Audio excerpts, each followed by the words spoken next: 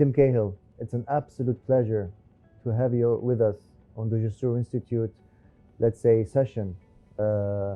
These kind of sessions, we call them panel sessions with our Supreme Committee ambassadors, yourself being one of them.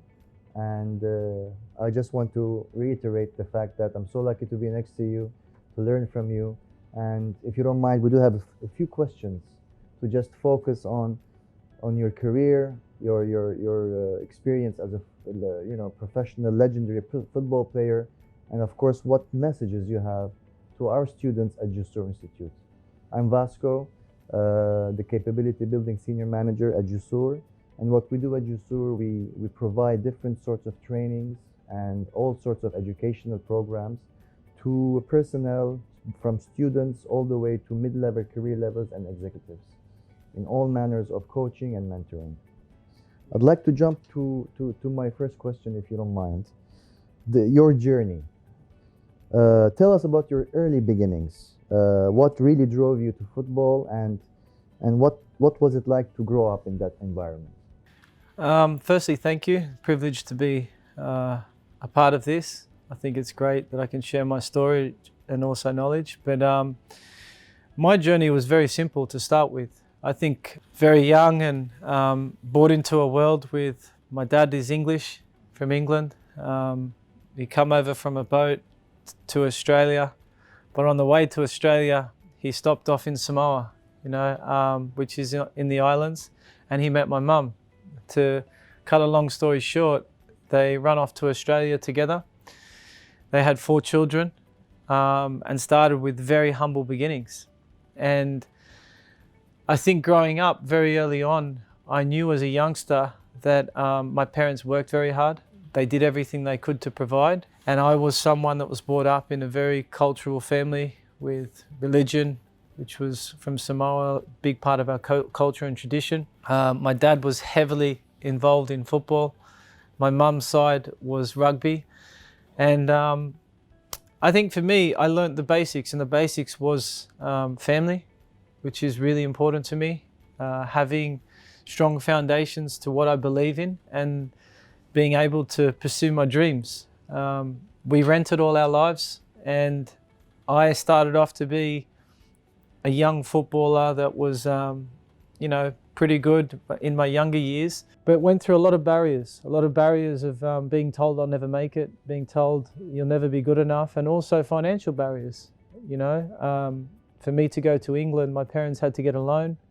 I have a sister, 2 brothers that they have to provide for as well. So I knew very early on responsibility, accountability, and making sure that I could succeed with my parents' sacrifice. So humble beginnings, but very, very thankful because we had a strong family base. And from that, moving forward, all those little implementations of discipline, leadership from my parents, and learning these sorts of things, I took with me on and off the park. So my journey's been long, 23 years being a footballer, but the journey's been about what I believe in, what we believe in, and how that you've seen before and after football, with having or not having it. So I'm very thankful for that opportunity, which is why I've always stayed grounded and been holistic with my approach to learning on and off the park, to the important things, what gives us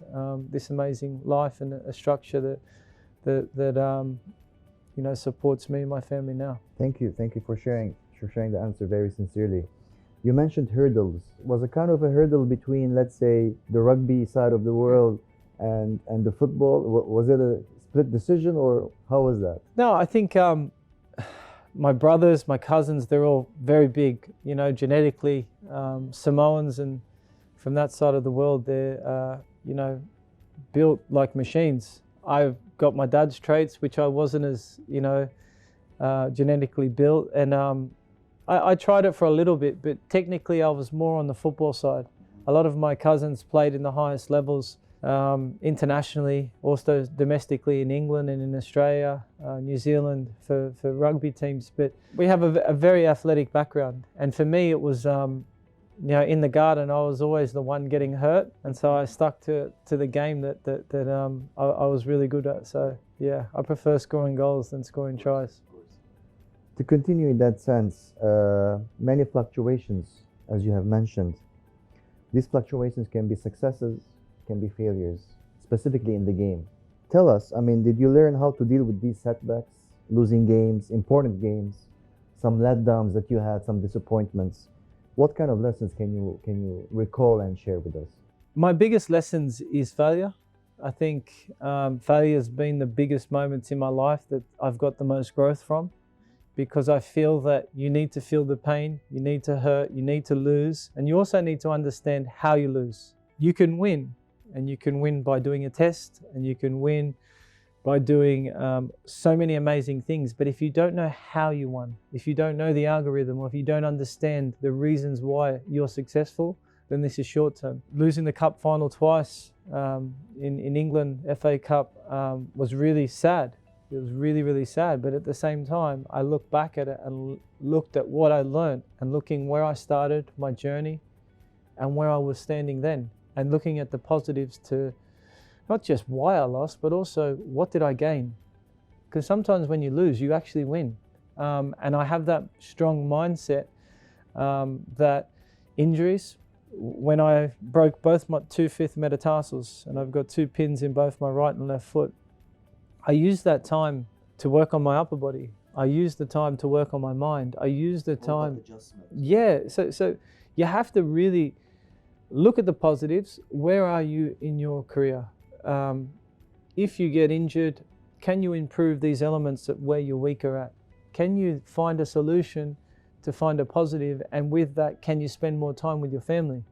Being in a world that I live in, 23 years playing non-stop, for example, now the COVID, I've adapted really, really well because I've really enjoyed being home. I've really enjoyed opening up the laptop, going into my computer, taking on some courses, being more efficient, doing my tasks for my UEFA Pro license, and looking at the positives. How do I keep my Monday to Friday structured, efficient, don't change just because we're at home, and also be a good role model to my children to be forward thinking, front foot. Can you be proactive instead of reactive? So I find setbacks through my career, injuries, failures, at the time you won't really realize it, but if you can look at it and take time to process it and understand it and be accountable. So you have to understand, if you fail a test, be accountable for the failure. Have you put all the time, the effort, the commitment, the sacrifice, and then after say, oh, I'm so sad I failed. But really, are you really sad because of the reasons, or are you sad because maybe this is not your strongest subject and you have to just pass? But if you want to succeed in anything, then you know deep down inside whether you've put in that time and effort. I admire when you said, the vision that you have, the kind of long-term kind of atmosphere that you would like to be. So, and you work and thrive towards it. A quick glimpse on your career in the sense of, your years and the clubs. Between 2012 and 2015 in the US, a year in China in 2016, a year or so in Melbourne between 2016-17, and then a year back in Millwall at 2018, and last but not least, of course, in India. Interesting phase in your professional life. Is there like a proud achievement phase that you kind of see yourself? I basically, as a young kid, I wanted to be a professional that played in England. I wanted to play in the Premier League, and that was it. When I'd signed for Millwall at 16, 17 years old, signing that professional contract was enough. It was enough because it was the start of what I dreamed of as a kid. But as every time I got a little taste of success, and that was training twice a day, that was learning from older pros, signing contracts at Everton, being in the Premier League, scoring goals on the biggest stage on earth, I wanted more. Then you have Olympic Games, you have one World Cup, then you have Asian Cup, then you have a second World Cup, then you have a Confederations Cup, then you have a third World Cup, and I thought to myself, this is incredible. But there's only one thing that is the formula with this, and that's my mindset. And when the fourth World Cup come and I was 38 years old, I I felt an achievement of success because of my commitment to my trade, because of my commitment to my family, my morals and my belief. But when I left Everton at 32 years old, I'd played over 500 games. I'd done everything in my career that I'd wanted to do, and I wanted to play for my national team longer. And hence comes the next part of my career, the phase of the portfolio that I was building is I wanted to play in America, which you learn about the business, the commercial, the residential, the way they make stadiums, the way they build a format. It was just incredible. So I signed with players like Thierry Henry, Rafa Marquez, Juninho, and I also wanted to play in two of the biggest continents in the world. And this was something I wrote down very early on. I wanted to play in India and China. Without a shadow of a doubt, these were two markets that I wanted to have a connection with because I played in the Asian Cup for over a decade. I played in such a vast, broad,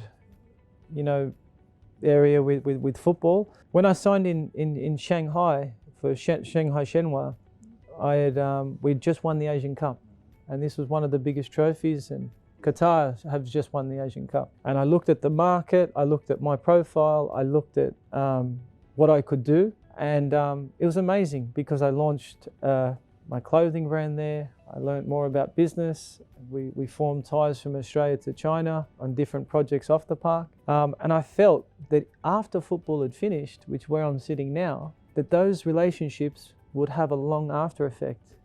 Moved back to Australia and then amazing times. But then India, signing for Jamshedpur with the Tata Group, being part of a special deal there with other football clubs involved, launching grassroots programs in schools, education programs, writing my children's books now, which is important, a part of my story. So really, what I always say to athletes, to students, is don't be one-dimensional.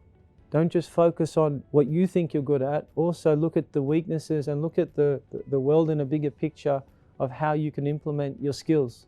So if you can be accessible to others, if you can help lend a hand, this is important just to learn about it. This is important and after in life that you have these relationships, which is a massive reason why I'm sitting here now. But also with business, and something that I understand is I know where my lane is. I know if I have a structured objective that I stick to this. I don't try and do your job.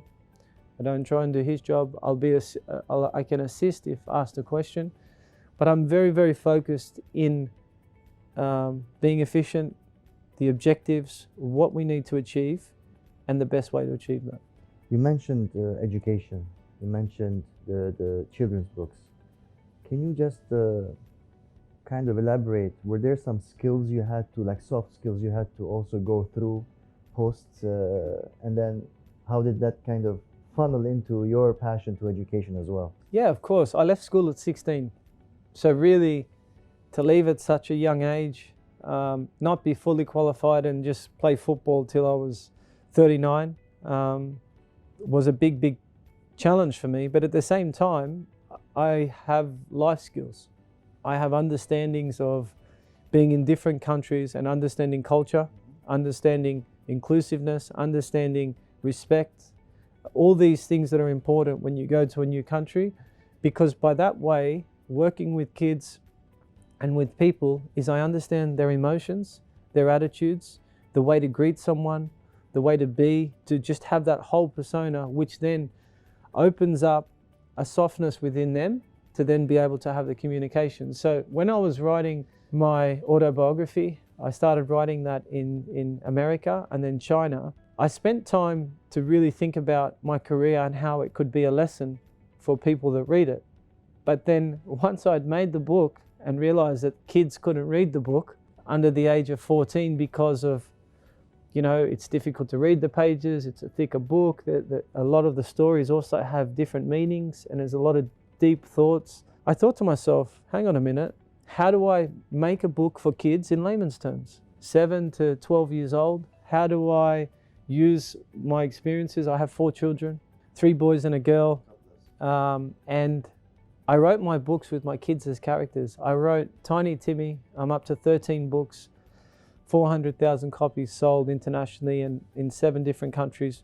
But the key thing is all the stories has an element about my life. So that's making the grade, that's being picked in a team, that's being told you'll never make it, that's been all these things, inclusiveness, my daughter holding her hand through the book. So I just felt be different, use grassroots, use education, use these formats, be a little bit more connected with the youth and with people, have sort of like a relationship, because with my children, I understand what they like and I also understand what they don't like. So my books, the covers have different colors. So all the 13 books is a bright blue, bright red, bright yellow, pink, orange. So it pops, and then the characters. Then inside it's black and white. So you flick the page, you can see Tiny Timmy as you flick juggling a ball.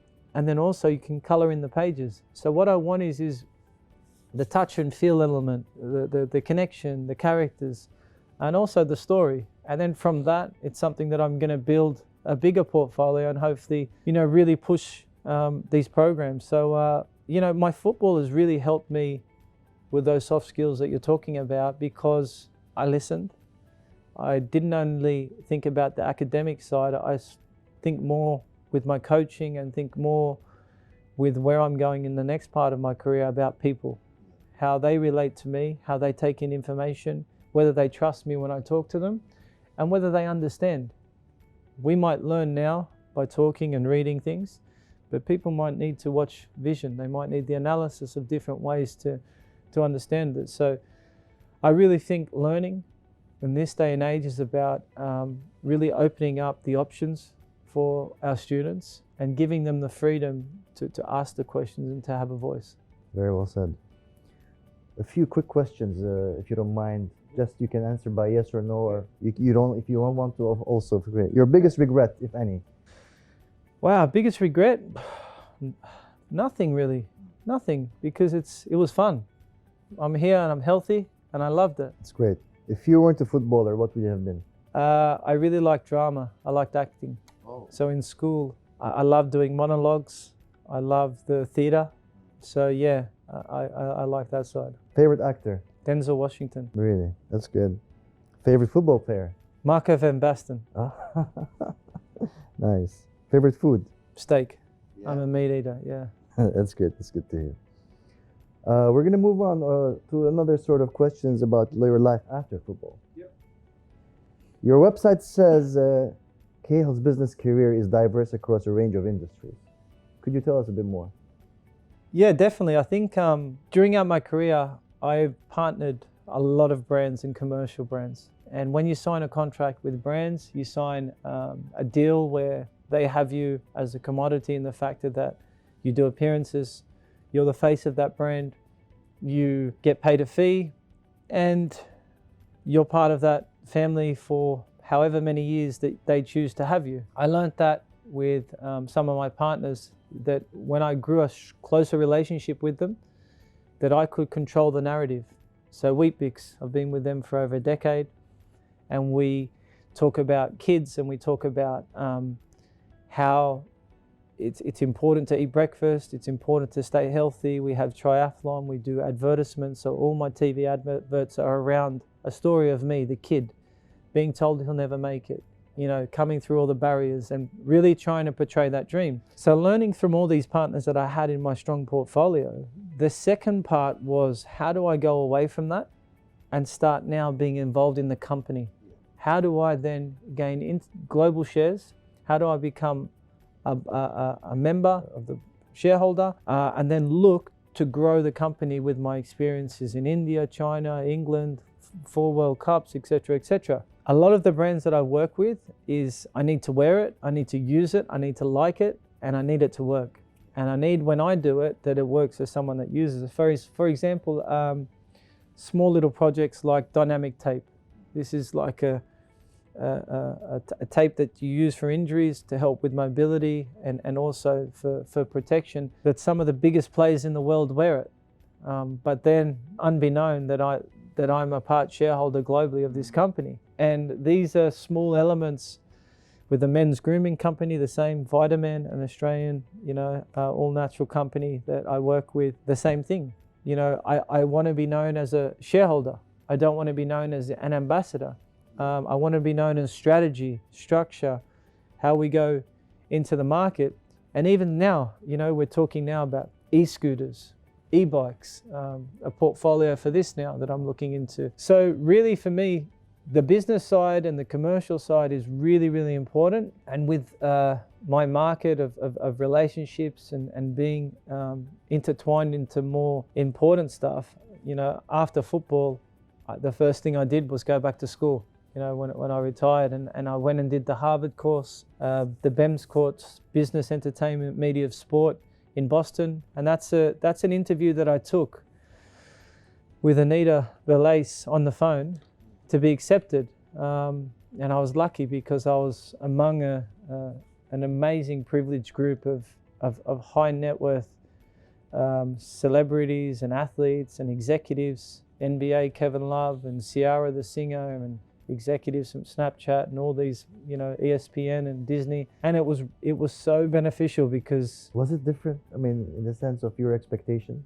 To be honest with you, when I had these 10 case studies that I had to learn, and I got sent to 8 months before we were going to Boston to the campus, I had all my folders and they said to learn the case studies. So you can imagine me sitting there, left school at 16, being told to learn 10 case studies, and the case studies were Metropolitan Opera, Facebook, Barcelona, The Rock, Beyonce, BuzzFeed, Droga 5. And what I didn't know was, I'm very detailed, so I read the case studies 3 times. And then when we got to class and we're sitting in this massive room, 86 students, and we're on different tiers in a lectures room, Anita's at the front with a blackboard. And our first case study, I'll never forget it, was Facebook. And the teacher said, "What is Facebook?" And you stick your hand up one by one. And someone stuck their hand up and they went, "Data." And this was the best lesson. But she goes, "Okay, what does data mean?" Well, data's information. What does that mean? And constantly she was asking the question of something so simple that had a million answers, because but it didn't have no substance. So I can give you an answer, but I need context, I need delivery, and I need substance, and I need detail. And from that moment forward, my hand was like this. It was actually sitting on my hand, and I realized that, well, you know, look deeper into the question, understand the answer, and when you deliver, be shorter and more acute and more direct. So more concise, more informative. So I learned very quickly that I was meant to be in that room. Even though I was a little bit fearful because it wasn't my domain, I was meant to be there, and I was happy to listen and to learn. And literally I still speak with my teacher even to today, and she's helped me so much with the business side and decisions, and even with being a part of Supreme Committee, about learning more about sustainability, learning more about all these subjects, and being able to articulate the important information that means something. Absolutely. Most of our programs at Jussur Institute, specifically our flagship program, which is a one-year diploma program in 2 branches. One is sports management and the other is major events management. We have around 100 students from all sorts of industries, specifically from the sport family and the football family. Now, most of these people are mid-level execs, climbing the career path. So they might have been stopping the sort of approach in an academic approach, and then suddenly within 5, 10, 15 years, they go back into this mode and transition. Your transition, I'm really interested in that direct transition between stopping when you said today is the last day I'm playing football, and then suddenly is the next day is that fear, if I may call it. Yeah.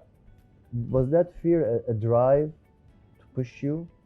For me, is it before you make the jump, you have to be prepping already. You have to be understanding what your direction is. When I had decided that I was going to retire, and there were still options for me to play and to continue, my decision first was family, first and foremost, because I just wanted to be at home.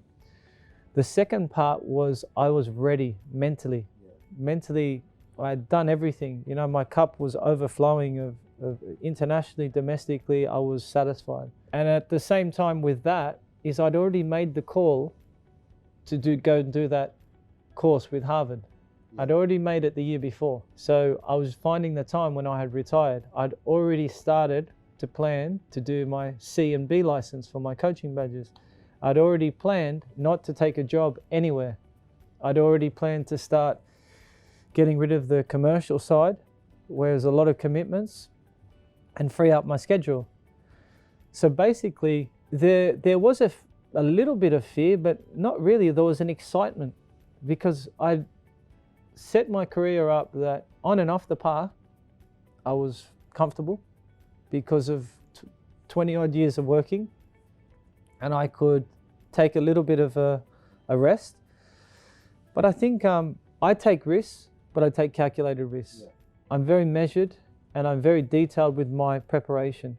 And that's why when you have that lull, ask yourself why first. Do you need it? Why are you doing it? Is it important for you mentally and physically? Do you need that breather?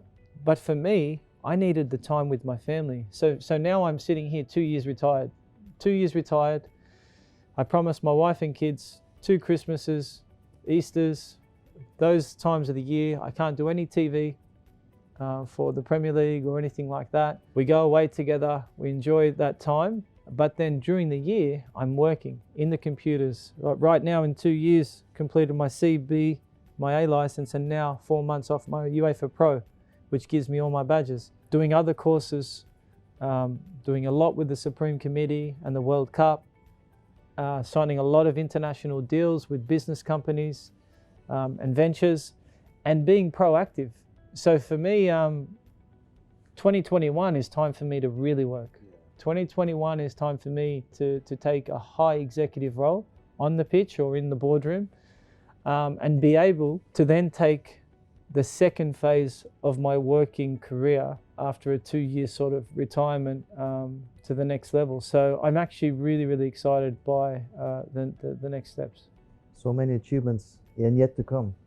For sure. I think is, why just be good with your feet just because you were a footballer? We all went to school. We all have the same sort of desire to do well. So why can't I put the same amount of energy into be successful on the pitch, off the pitch?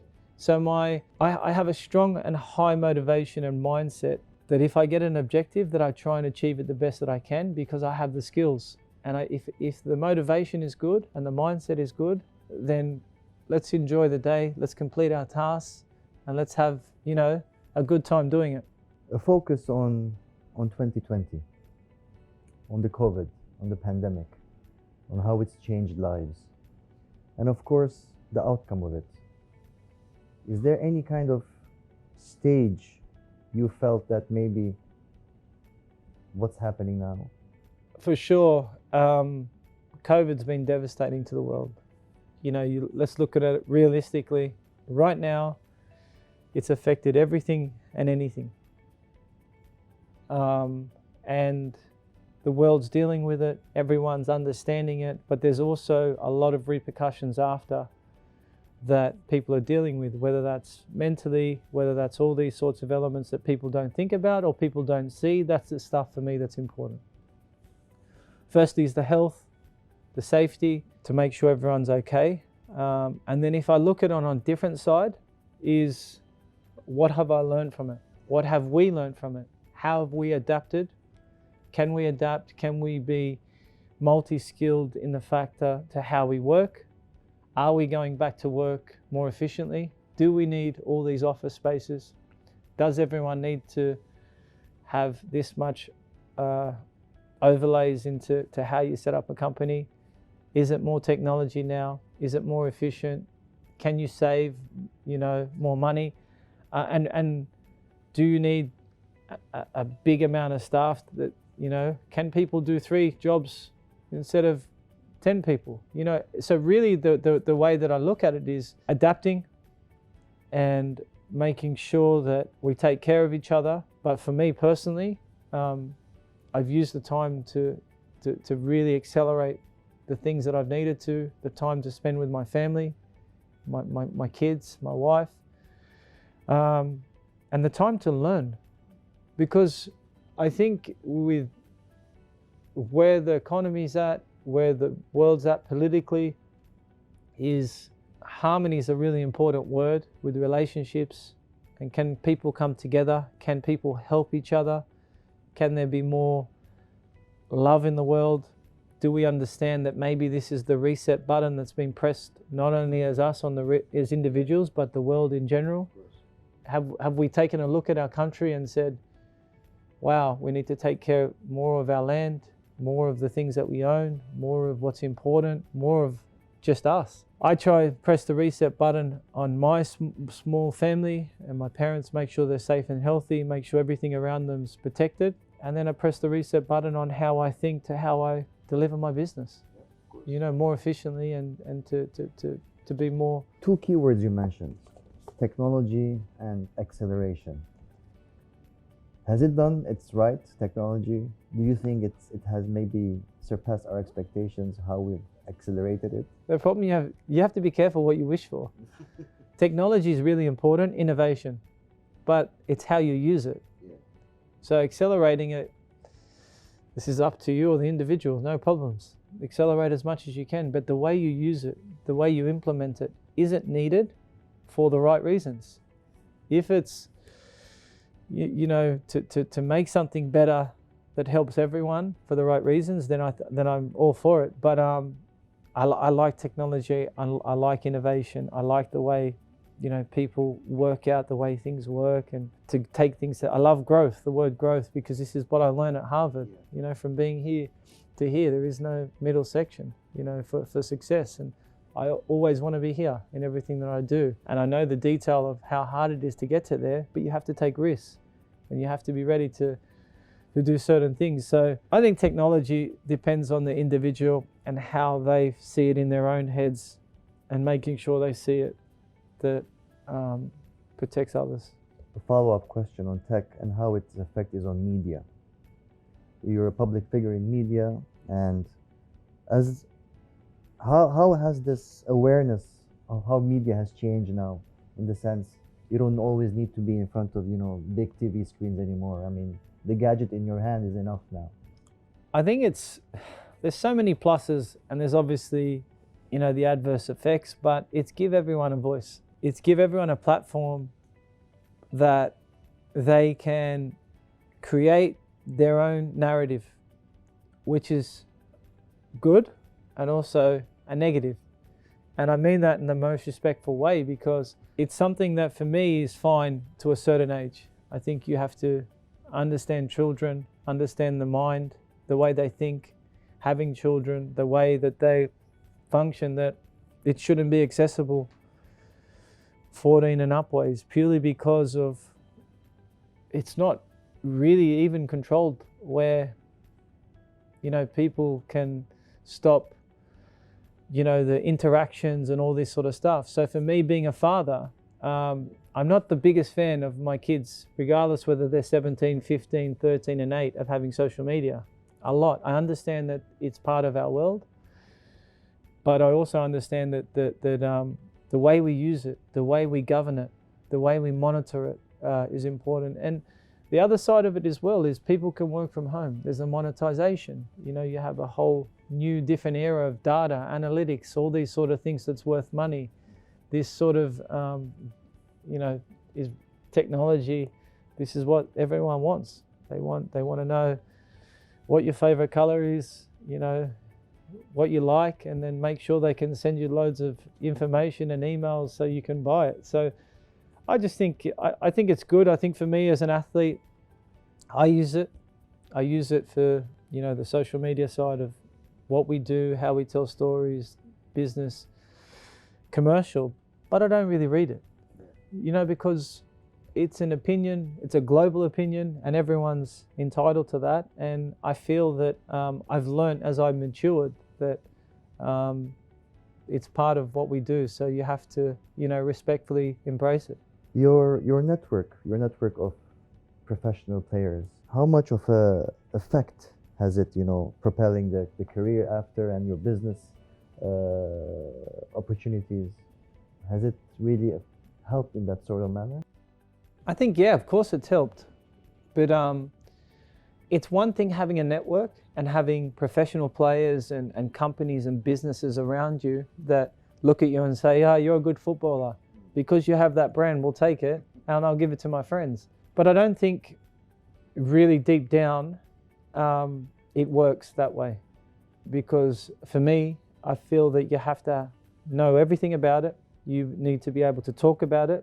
You need to be able to understand and to make sure that you know that I'm really part of it and not just the face of it. And no, deep down now, with the way that people go through your whole portfolio of what you do, if you don't have that context, then there's so much detail you have to go through. So it helps in one instance, but I really feel that it's much better when you know about it and you can understand it and you can relay that to the individual that you're working with. So, and when you have those sorts of relationships that I ask you to take it and to, use it with your company and all that, it's very short term, those sorts of relationships. I think the long-term ones are the ones that together you sit, you go through the process. Some of the things that I've done have taken a year, 2 years to come to fruition, the companies that I work with. And I'm happy with that because the long-term growth of 5 years and 10 years is for my children. It's not for me. It's for, the afterlife of why I still work and why I think about their futures. And I feel that that's always been my mindset, is we worry about the future. Can we start learning about what's going to happen tomorrow instead of worrying what's happening right now? And that can help us with where we're going to go. And that reiterates really the focus that you did on the educational path, your focus on the skills. You have to be in it to understand it so you can actually, produce what you really want. A few more questions. World Cup 22. Yeah. Excitement. Yeah. What's first couple of words that come to your mind? Well, the thing is, what comes to my mind is unbelievable, because people don't realize my relationship with Qatar, because I've been traveling here for over a decade. And I was there when Qatar were awarded the World Cup in Switzerland. I was sitting in the same room. And I was with Australia. We were going for the bid. And I traveled to Qatar for many years with Australia, the national team. I traveled to Aspetar. My photo's been in there for over 10 years with me getting treatment for Everton. Had my orthotics done there. And every time I had a break, I used to come here to train and to stay fit and use the physios, the doctors. And I sat in the room, and literally, when you look at a screen and you talk about technology and you see stadiums being built by computers and all these lines, and then seats being lifted and taken to another world. And when I move my hands like this, that's how the presentation was. Everyone in the room was beside themselves. And the vision that they had was mind-blowing, unbelievable. And I sit 8 months ago in one of the stadiums, maybe a year, and there's air conditioning blowing underneath my seat. No, seriously. Yeah. And I looked at my wife and I said, I'm cold. But I was just on the pitch, and we were outside of the stadium and it was hot. On the pitch, it was a nice level. And it's just incredible because I'm here, last year I was with the 16s, working with the national team, doing my A license, doing a lot of projects here, witnessing them winning the Asian Cup, losing the Asian Cup here as an Australian. We lost before we won it. Spending most of my camps here. So really, my mindset and where the growth is, not for just 2022, but for afterwards, and what they want to do and how they want to do it, it's too hard to put it into 2 words, your question, because we're actually living a real life case study of something that's just mind-blowing. So many years to come. Exactly. As a case study. Final words to delegates and students for the Jussur Institute, specifically who have completed all these education programs. Anything you can, give them as a legacy. from your side. For me, it's have a clear mindset, and your pathway of what you want to achieve and where you want to go is be fearless, be calculated, enjoy it, smile, and help empower other people, not just yourself. Because you find along your journey when you're young that you think that you can do everything, you think that you know all the answers. I knew all the answers on the pitch because I was the player, but now coming off the pitch into the coaching world, into a world with so many minds, I now know how to delegate, I now know how to listen, and I now know how to work with a smile on my face. Thank you, Tim. Ladies and gentlemen, an absolute pleasure with Tim Cahill, the legendary player and the Supreme Committee Ambassador. It's been a pleasure. Thank you very much.